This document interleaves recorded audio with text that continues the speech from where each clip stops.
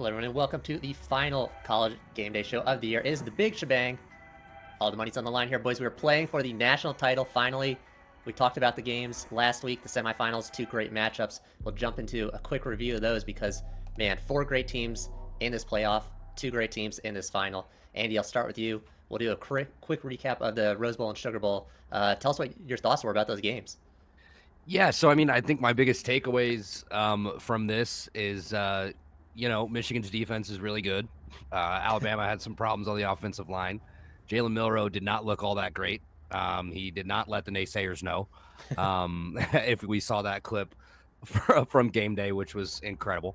But I will give a shout out to JJ McCarthy. I have not been a JJ McCarthy believer on the show this year, and he had some, incredible drives down the stretch of this game when Michigan absolutely had to have him, where he showed a lot of composure. He finishes the game 17 for 27 with 221 yards and 3 scores. And how about Corum on the ground, guys? I mean, we knew that was going to be in Michigan's game plan is to pound the rock and feature Corum heavily. 19 carries, 83 yards, and a touchdown. Added like 2 receptions for 35 yards and a score through the air as well. So he doubled up on that. I will give a shout out to Jason McClellan. He looked really, really good in the backfield for the Tide with 14 carries and 87 yards, 2 touchdowns. Dallas Turner immediately declaring for the draft after they lost was hilarious. He said, yeah, I'm out this bitch. But I mean, just shout out to Michigan. I mean, I think all three of us here picked Alabama to win this game.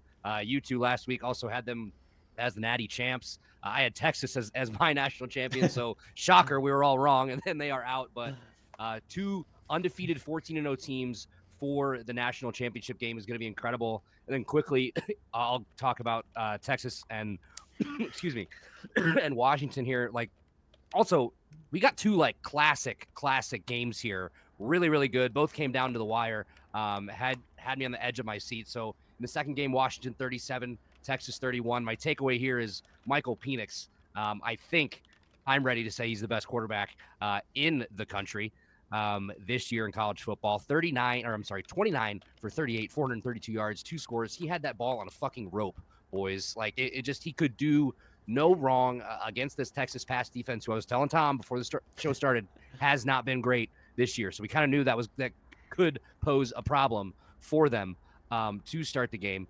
But another big thing here, Dylan Johnson getting injured at the end of the game. Yeah. Not good. Could very well hurt Washington's chances here in the national championship game. And then their receivers are just incredible. Whether it was a Dunze, whether it was Polk, whether it was McMillan, somebody was always open, and they were getting hit in right in the numbers, boys, right in the numbers with these Penix absolute rockets. So, man, I think the big takeaway for me here is, well, actually, Washington, you almost fucking shit down your leg at the very end. When Dylan Johnson got hurt, you absolutely could have just taken a knee and taken the clock down and just punted it away. But they didn't. Texas comes all the way back. A lot of things were said about Quinn Ewers' performance. I don't think it was like awful, but I don't think it was like anything spectacular either. 318 yards and a score. He goes 24 for 43 through the air.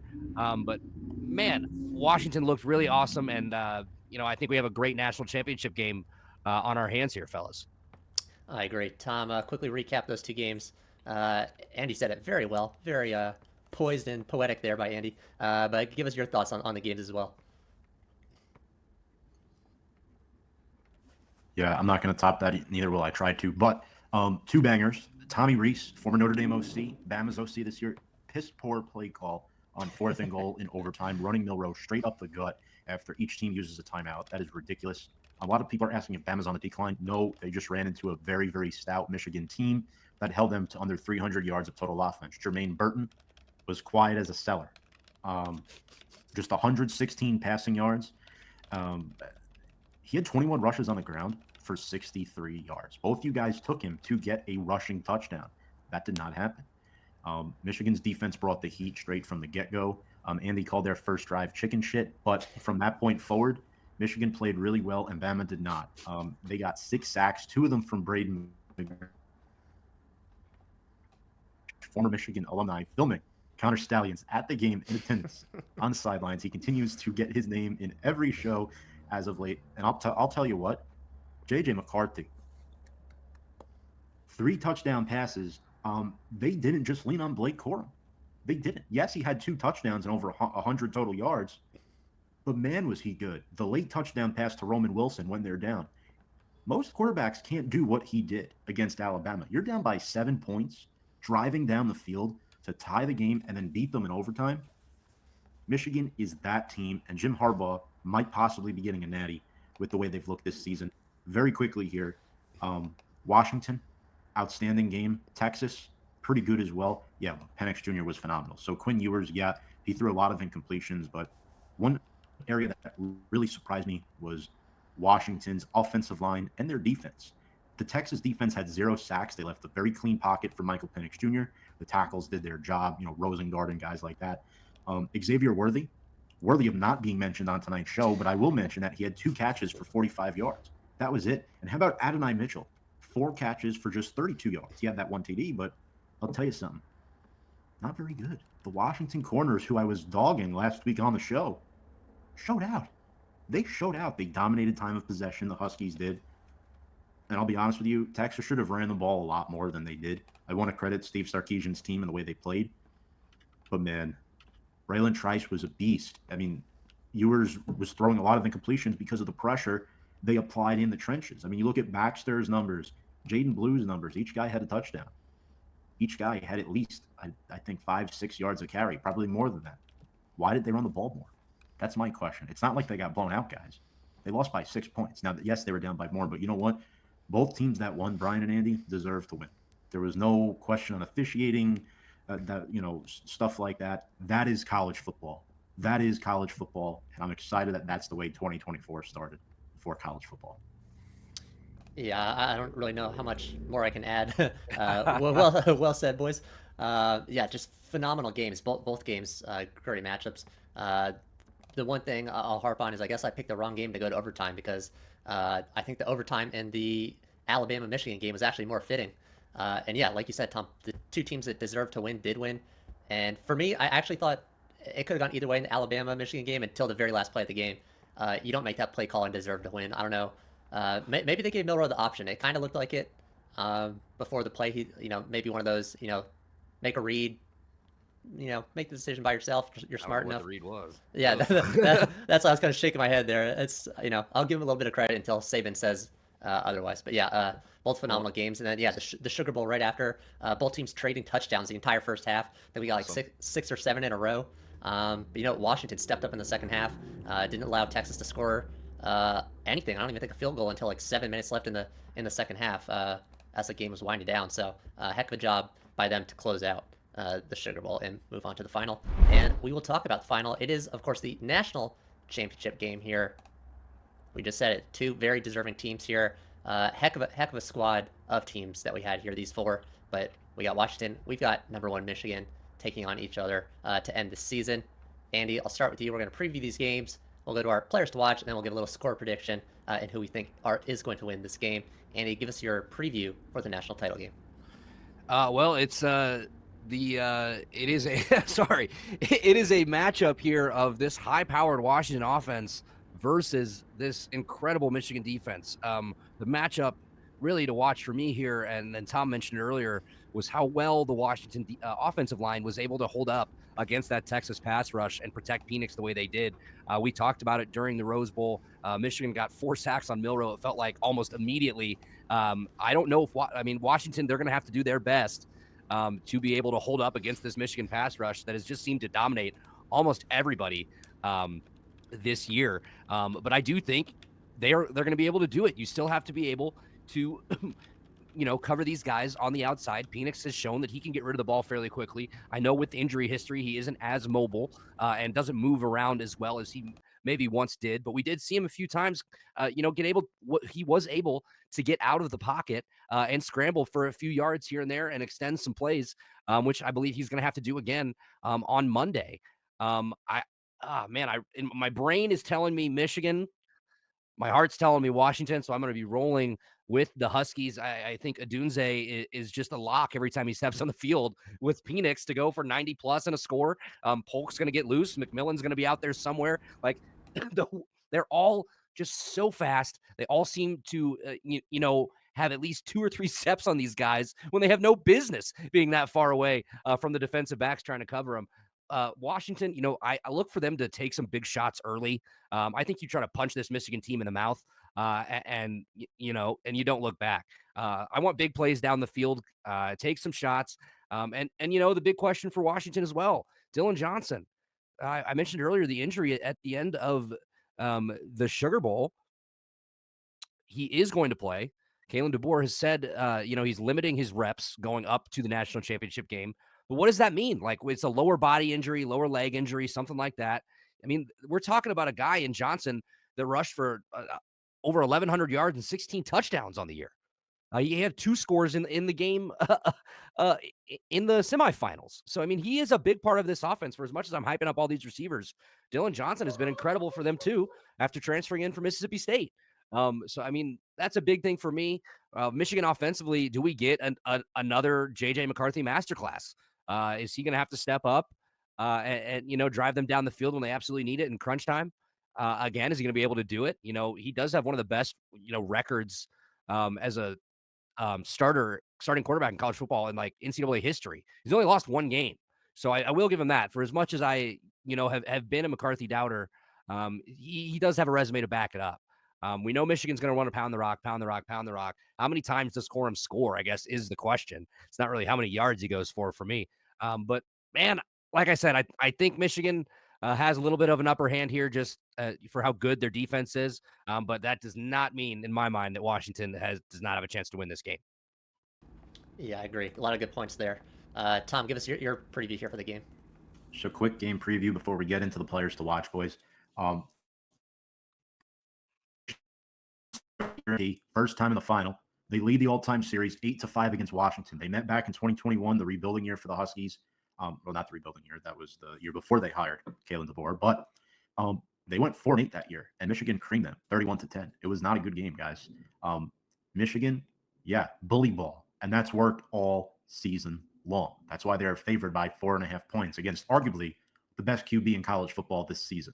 In fact, I will go out and say that he was the best college football QB this season. He should have won the Heisman Trophy, but he didn't, mainly because Jaden Daniels also packed up the rushing yards, and statistically, he was the best quarterback, but he really wasn't. Screw that. Anyway, look, Michigan's defense has not surrendered more than 24 points in any game. Blake Corum controls the trenches. Yes, they're missing Zach Zinter, their right guard, which is huge, but Drake Nugent stepped up beautifully at right guard. You didn't hear much about Justin Agabohi in that college football playoff game. They shut him down. Chris Braswell, where was he? Nowhere to be found. But look, Corum is the centerpiece of this offense. He had 2 touchdowns against Bama. McCarthy can easily pick apart those Huskies DBs, just 4 interceptions all season long. I mean, McCarthy doesn't take as much time to decide as people think. He is somewhat mobile.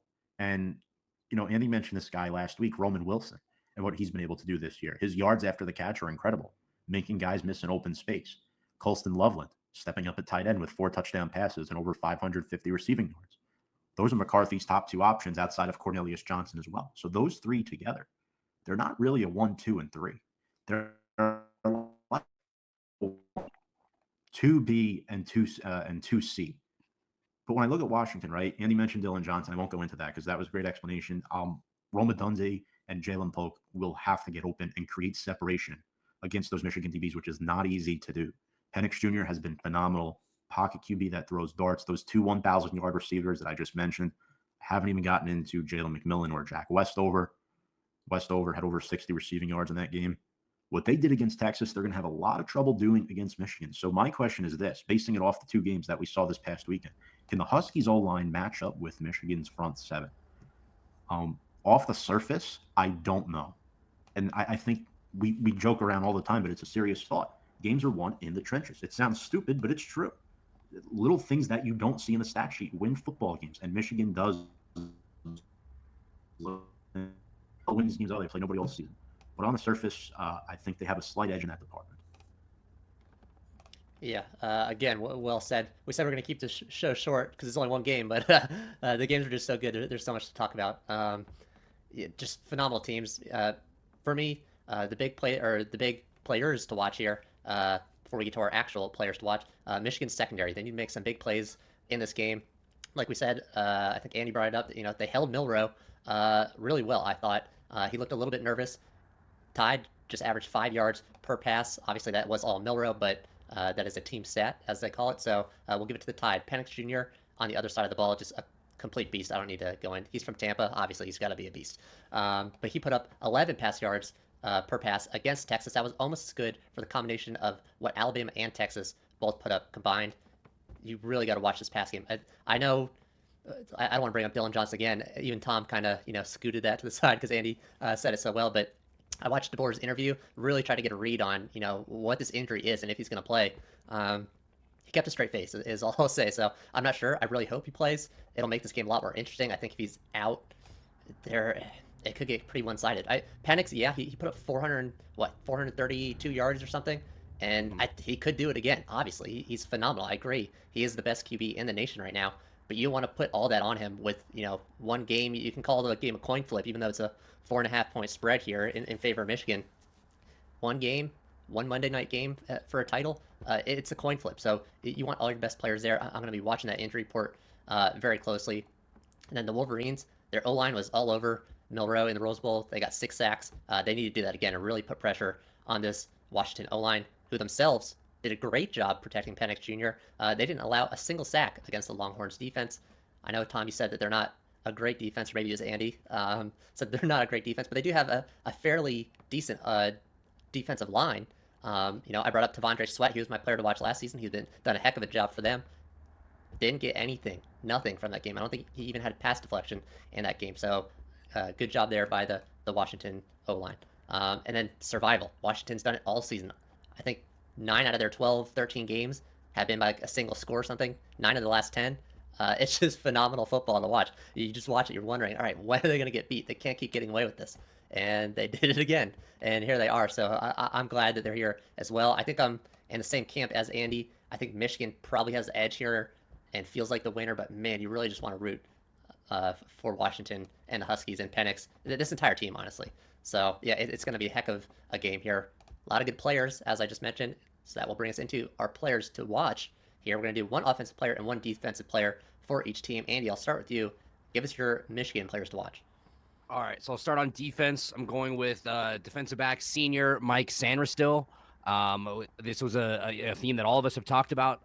The Michigan defensive, their secondary is going to have their hands full. He is a leader for this team. He's a captain.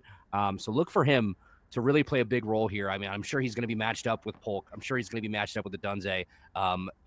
On the year, 20 solo tackles, 5 interceptions, 2 forced fumbles, and 6 passes defended. In the Alabama game, he did have 6 tackles, and I believe he came out and did the coin toss for overtime by himself, and then Corum showed up out of nowhere. But he's my defensive guy for Michigan. Offensively, it's Blake Corum, just because he feels like he is just such a threat for them. He's what they want to run. He is the straw that stirs their offensive drink, boys. He is, they want to pound the rock with him. You're getting a heavy dose of Corum anytime you play the Wolverines. I mentioned earlier, against Bama, 83 rush yards on 19 attempts and a touchdown, as well as 2 receptions for 35 yards and a touchdown there as well. Look for McCarthy and Sharon Moore, who did call an incredible game for the Wolverines offensively in the Rose Bowl. Look for more of the same against Washington. I think they really do try to pound the rock. And then Roman Wilson was able to come on late and score a touchdown for them as well. That was really huge for the Wolverines too. So those are my guys for Michigan. For Washington, it's a similar theme. Except defensively, I'm going to go with Braylon Trice, defensive end. Is 28 tackles on the year, 7 sacks and a forced fumble in that game against Texas. 2 sacks and a forced fumble there was huge for the Huskies. He is going to have to come up big again. He's going to have to get some pressure on McCarthy. He's going to have to help out in the run game as well. Look for him to try to get in the backfield as quick as possible, coming off the edge for the Huskies. And then as well, it's Dylan Johnson. He's my player to watch because what are you going to get from him? He's clearly not 100%. He is such a big part of this offense.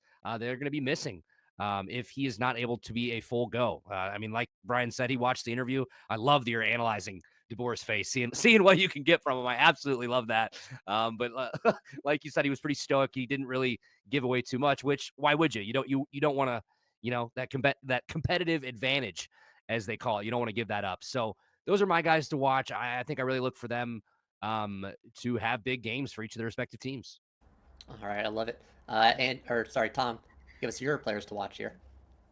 All right, so we're doing both, right? Michigan and Yeah. then Washington. All right. First off, yeah, about DeBoer's face, hope it gives you hell. He's a man that's worth a damn, quoting a song there. But anyway, Michigan offensive player to watch, it's Blake Corum. It is Blake Corum. He is the centerpiece, as I mentioned in the previous segment. Again, lost a big piece on that O-line, but he takes a lot of pressure off of J.J. McCarthy. He has groomed Donovan Edwards wonderfully. If you watch our show from week 1 this season, Brian McCardle predicted that Corum would finish under 1,000 rushing yards on the season. And that prediction sort of came true. I believe he eclipsed it it was the conference title game. I think so. So yeah. if we're looking at the regular season, he finished under 1,000. But you know what? Between the tackles, he had a receiving touchdown too in the game against Bama. So he's a threat on both sides.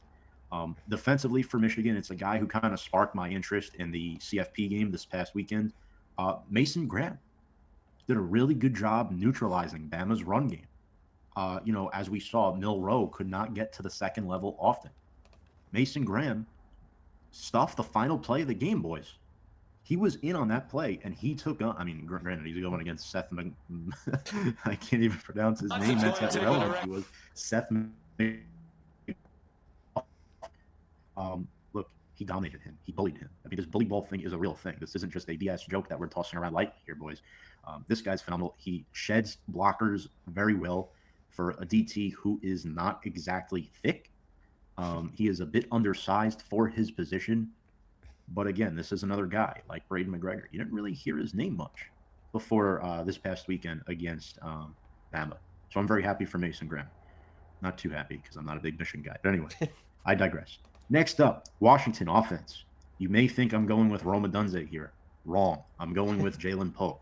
And here's why. Andy's defensive player to watch for Michigan, Mike Sanderstill, will be guarding Roma Dunze on the boundary, who has over 1,500 receiving yards and 13 touchdowns. But what people may not know is that Jalen Pope is the complementary receiver. He is, and you're an SEC fan and watching this game, upset that there's not an SEC team in it. He is the Brian Thomas Jr. to Malik Neighbors, or he is the Dominic Lovett to Brock Bowers, or Ladd McConkey, whoever it might be.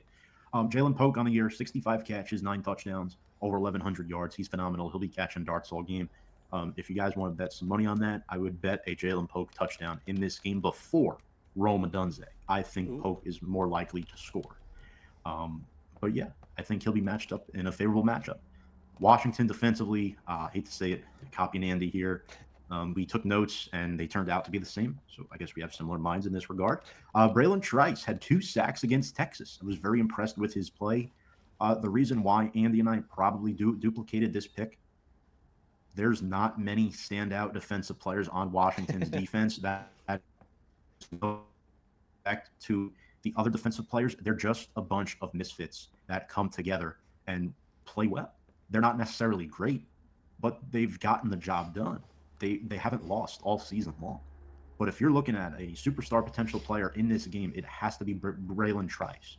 He is really, really good at rushing off the edge. And I'm very excited to see what he can do against those Michigan Wolverine tackles in early down situations, and if they get Michigan into 3rd and long, which is not easy to do. Wow. Well, we don't agree very often. Besides, I think one show where we Tom and Andy had picks all down the board. They were all the same. But I got a lot of copying to do here off you boys' homework because I have a lot of the same players here that I'm watching. So on offense, Michigan, I'm also going with Blake Corum. He's an 1,100-yard rusher. That Andy, you spoke up to 83 yards. I guess against Alabama in a semifinal game, 83 yards is actually very good. But he's so good. He's done a lot better all season. I think in that game, the aspect of that game, he did have a good game. But you have J.J. McCarthy, who's not a Michael Penix Jr. He's not going to be putting up 350, 400 yards. I think he only actually had like one game over 300 yards all season. So you need, if you're Blake Corum, I'm thinking at least $140, $150 yards on the ground there if you want to open up this game for JJ McCarthy and give your team a chance here. The Washington D-line is worse than Bama's, so I think that's going to help him, obviously, a little bit here. Fantastic running back, and I appreciate both of you giving me half credit there on my preseason prediction of minus 1,000 yards. On defense, got a copy for Andy here. I'm also going Mike Sainer still, the DB for the Wolverines here. He had a quiet game, if we're being honest, in the semifinals. 0 pass deflections, 0 interceptions. He didn't really make any mistakes, give up any big receptions that I can remember, but it was kind of an uncharacteristic performance. He's a senior DB. He leads the Wolverines in both of those categories, pass deflections and interceptions. So, I mean, he's got to get something in this final game, in this title game, if for nothing else, to hype the boys up and you know, get the place rocking. A turnover, especially in a title game like that, big interception, that'll do it for your team. Get your offense right back out there. So he's going to be one to me, for me to watch. Moving over to Washington, offense. And I think I don't know if this is a three-peat sweep here, but someone picked Dylan Johnson. I'm going with him as well. Penix Jr., like I said, threw for about 430 yards against the Texas defense. You can't expect him to do that much again against Michigan's better secondary here. Going to be watching that injury report. Like I said, he needs, I mean, if he's hurt, he needs to do what he needs to do. But if you're Washington, you really need him out there because you're, putting all your eggs in one basket with Penix Jr. You're asking for trouble there.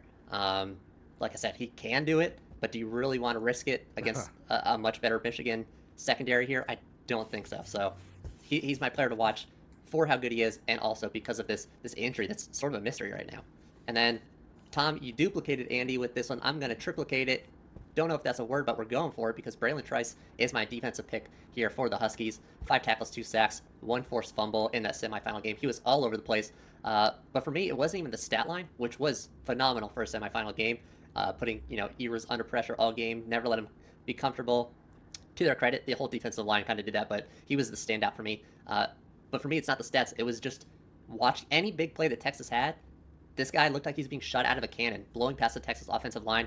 For a 275-pound guy, he looked so lean. He was like light as a feather out there. He wanted that win so bad. Any play where, I started to get nervous, not that I was rooting for one team more than the other a bunch or anything, but when the game itself got nerve-wracking, he was like Trice was being called on the play almost every time. The announcers were calling for a Trice tackle or a Trice sack. He was everywhere. Big third downs, everything. He was doing it. Never let Texas gain momentum. So he's my player to watch there. A lot of the same. I guess we know who we're going to be keeping our eyes on because a lot of cover there for the same players.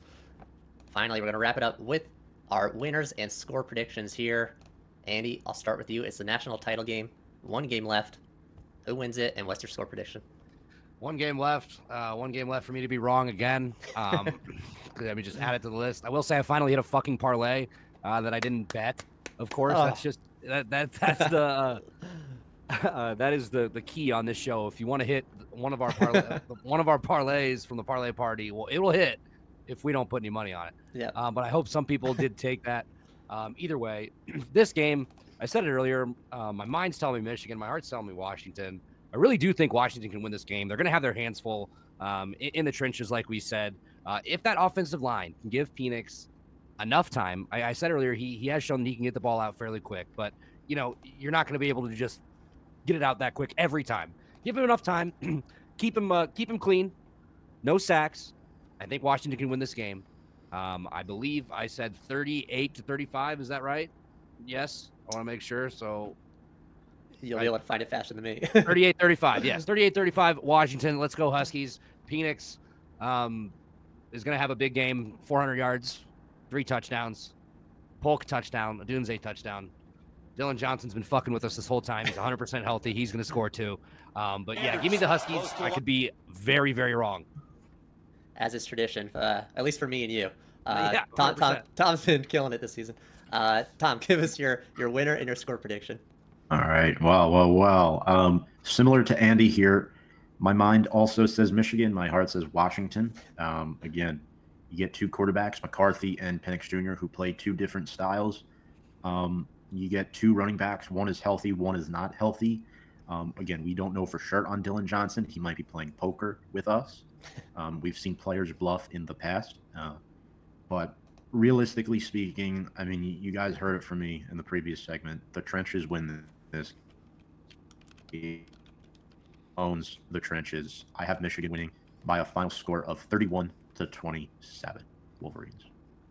Yeah, I'm in the same boat as Andy here, being pulled in two different directions. It's a heart versus brain situation. You always want to go with the heart.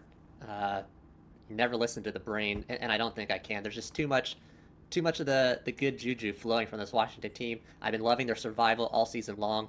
QB straight out of Tampa. I'm not going to walk down the road. That's a bit far for me to get to Tampa, but just a quick drive away, a jaunt, if you will. They got the better mascot, a Husky. Who doesn't love the Huskies? Wolverines, really dangerous. But no, yeah, I think Michigan is so well rounded, and you hate to give them the edge here. But I gotta go with Washington. It's just been my favorite story of the year.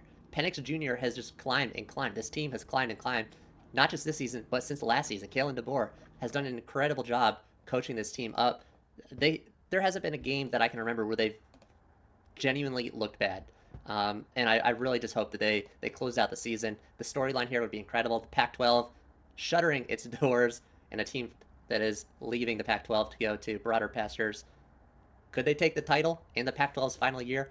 We will see, but I am hoping for it, and I am rooting here for Washington. So I'm going to pick the Huskies as my title game winner. Thank God. No clean sweep. No clean sweep. Yeah. Thank goodness I picked Michigan. It was close, which, for everyone who does not know, as we close out the show, Tommy is not a big Michigan fan. So for him to go for Michigan there, it's a big call, and that probably means me and Andy are in trouble here with our pick. I know. I hope not.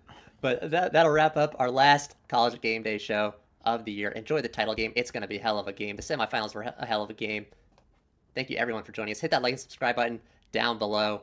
Hit it for Andy's show. Boom, on my left, down in the description as well. Mr. Tom Scavetta shows. Boom, also down in the description as well. Thank you, everyone who's joined us throughout the season.